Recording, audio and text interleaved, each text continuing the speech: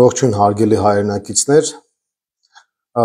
այն քաղաքականությունը, որը վարում է Նիկոլ Փաշինյանը, կարծում եմ արդեն ոչ մեկի մոտ կամ գրեթե ոչ մեկի մոտ կասկած չի հարուցում, որ դա թուրք-ադրբեջանական օրակարգի սպասարկումն է, իսկ դա նշանակում է, որ մենք պետք է բոլոր ջանքերը ներդնենք, որպեսզի Հայաստանում տեղի ունենա իշխանափոխություն։ Այդ գործընթացը, սակայն, մեկ թիրախով պետք է չլինի, այսինքն պետք է հարվածներ հասցնել նաև Նիկոլ Փաշինյանական իշխանության հիմքերին, մասերին եւ օգտագործել հնարավոր բոլոր մեթոդները, այդ թվում դատական մեթոդը, այն առումով, որ պետք է դատական գործընթացների մեջ ներքաշել Փաշինյանական իշխանության տարբեր ներկայացուցիչներին, ինչպես նաև հաշվի առնել մարդկանց սոցիալական խնդիրները եւ նրանց սոցիալական հարցերի պաշտպանությունը։ Մայր Հայաստանը այդ բոլոր մեթոդները կիրառելու է եւ այսօր մասնավորապես ես կուզեի ձեզ ներկայացնել այն դատական հայցերը, որոնք մենք ներկայացրել ենք ընդդեմ քաղաքացիական պայմանագրի, դրանք ինչպես քաղաքական, այնպես էլ սոցիալական բնույթի են։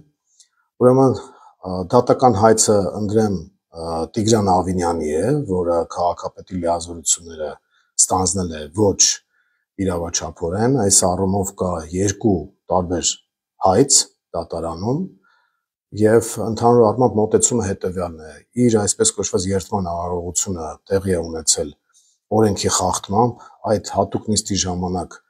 օրենքը պահանջում էր, որ լինի քվորում, սակայն ավականների քվորում չի եղել, քանի որ առնվազն 33 ավականու անդամ պետք է մասնակցեր այդ նիստին, իսկ նման բան չի եղել, հետևաբար նա իր լիազորությունները ստանձնել է ապօրինաբար եւ մենք այս հարցը դարձրել ենք դատական վեճի առարկա։ Եթե դատարանը օրենքով առաջնորդվի, ապա հոկտեմբերի 13-ից 2023 թվականի հոկտեմբերի 13-ից սկսած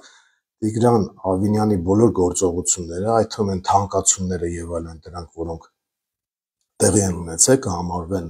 առ-ոչինչ, այդտեղից բխող բոլոր հետևանքներով։ Այսօր դատական հերթական նիստն է տեղի ունենում, այս պահին, երբ որ ես ներկայացնում եմ ձեզ այս խոսքը, դատական նիստ է տեղի ունենում Տիգրան Ավինյանի լիազորությունների ապօրինի ստանձնման կապակցությամբ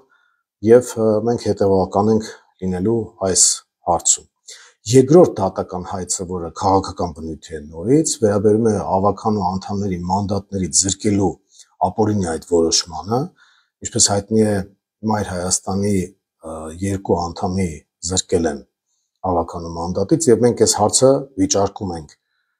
դատական կարգով եւ սա նույնպես կարեւոր process է։ Երրորդ հայցը վերաբերում է մեր քաղաքացիների շահերի պաշտպանությանը, սոցիալական խնդիրներին, խոսքը մասնավորապես տխրահարճակ այդ թանկացմանն է վերաբերում, որը առնչվել էր կարմիր կետագծերով ավտոկայանատեղիներին։ Ինչպես հայտնի է, ՔՊԿ-ն ավելի քան 13 անգամ թանկացրեց տարեկան վճարները կարմիր կետագծերով ավտոկայանատեղիների 12000 դրամից տարեկանը դարձնելով 160000 դրամ։ Սա սահմանադրական իրավունքի եւ ընդհանրապես քաղաքացիների իրավունքների խախտում է։ Ես հիմա չեմ մտնի իրավական բարձաբանումների դաշտ, այդ հարցով զբաղվում է իրավաբան Վահե Գրիգորյանը, նա ավելի մանրամասն դետալային իրավական տեսանկյունից